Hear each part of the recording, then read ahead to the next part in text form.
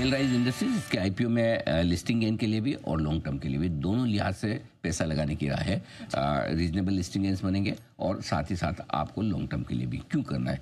देखिए, एक चीज़ क्लियर है कि जब लंबे समय के बाद कुछ आईपीओ आते हैं तो वही कंपनी आईपीओ लेकर आती है जो मजबूत होती है, जिन्हें कॉन्फिडेंस है कि हमारे बिजनेस मॉडल को देखते हुए पैसा मिल जाएगा।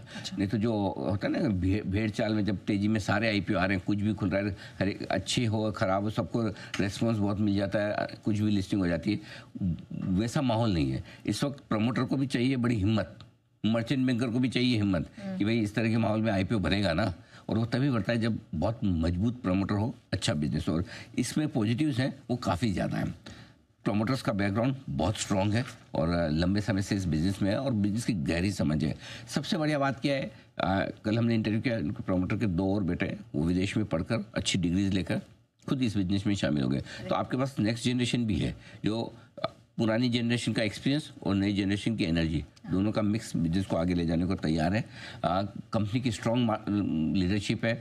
24% का मार्केट शेयर होना, यानी कि हर 4 टू व्हीलर में से एक में इनकी पार्ट्स लगना बड़ी चीज़ है। मजबूत मार्केट शेयर है, डाइवर्सिफाइड पोर्टफोलियो है और मल्टी लोकेशंस पे इनके प्लांट हैं, जिससे इनको कॉस्ट एफिशिएंसी मिलती है। ग्रोथ आउटलुक बहुत स्ट्रॉन्ग है इंडिया की ऑटो इंडस्ट्री का भी और इस कंपनी का भी। उस लिहाज से काफ़ी बड़े और बढ़िया नाम एंकर बुक में आए। ब्लैक रॉक से लेके आप देखिए HDFC, Nippon, you name it, सारे बड़े फंड्स आपके विदेशी फंड और लोकल फंड्स हैं जो इसमें एंकर बुक में आपको नजर आएंगे। तो जाहिर सी बात है बड़े इन्वेस्टर्स का भरोसा है। डेट रिडक्शन कर रहे हैं आईपीओ के। अच्छी बात एक और है कि आईपीओ का सारा पैसा कंपनी में जा रहा है, ऑफर फॉर सेल नहीं, प्रमोटर नहीं बेच के भाग रहे। ये भी एक अच्छा संकेत है। और वो पैसा जो जा रहा है उससे कर्ज कम होगा और कर्ज कम होने से ही आपकी प्रॉफिटेबिलिटी और इम्प्रूव हो जाएगी। अभी भी प्रॉफिटेबल है, कैश फ्लो पॉजिटिव है, फाइनेंशियल बहुत स्ट्रॉन्ग है, उसमें कोई डाउट नहीं। डेट रिडक्शन से और बेहतर होगा। एक और इंटरेस्टिंग चीज़, आजकल आईटी कंपनी में एक जो बड़ी समस्या है टेरिफ वॉर को लेकर, कब कहाँ क्या टेरिफ का इशू आ जाए।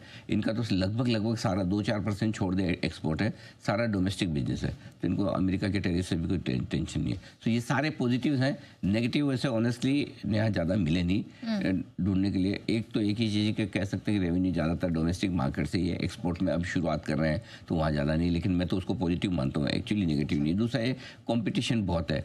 अब कॉम्पिटिशन तो आजकल किस बिजनेस में नहीं, लेकिन जो मार्केट लीडर हो 24% के साथ वो मैनेज कर सकता है। तो मेरा ये मानना है एक अच्छा स्टॉक है जो आप आईपीओ में लिस्टिंग गेन के लिहाज से भी ले सकते हैं और ये आपके लिए 2-3 साल के लिए पोर्टफोलियो में होना चाहिए, क्योंकि जो कुछ एक्सपांशन 3 प्लांट पर ये कर रहे हैं उसका जो फायदा मिलेगा, मुझे लगता है वो बड़ा बेनिफिट इनको मिलने वाला है, उसका फ़ायदा ज़रूर उठाएं।